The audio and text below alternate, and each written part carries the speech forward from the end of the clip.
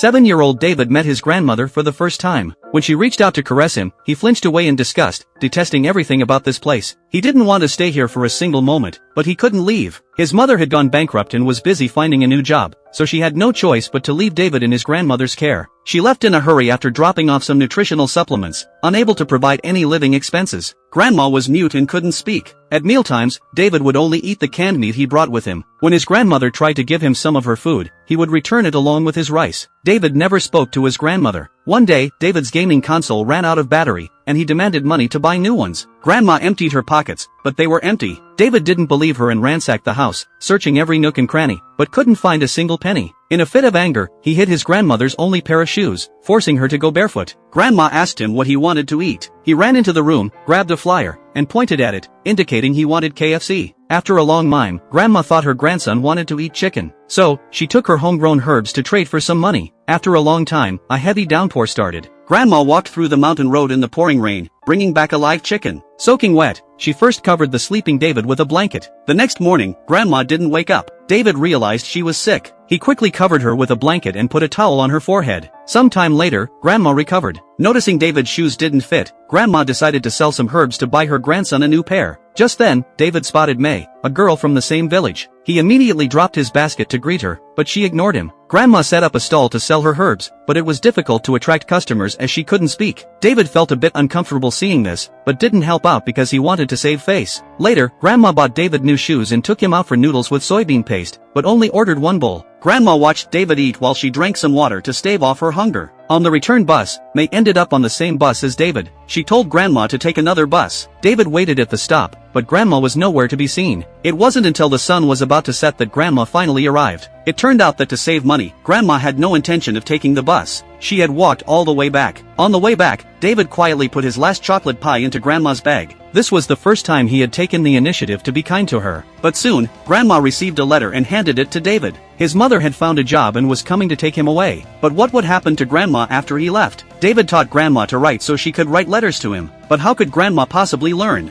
David threaded all of Grandma's needles one by one. He was afraid that after he left, threading needles would be very difficult for her. David had really grown up. The next day, David's mother took him on the bus. Grandma knocked on the window, trying to make him stay, but couldn't say a word. He finally couldn't help but run to the back of the bus, imitating his grandmother by drawing circles on his chest with his hand. He was truly sorry for not taking care of and accompanying his grandmother from the very beginning. Finally, the bus drove further and further away, leaving this place. It turns out that family affection is the most precious gift in this world.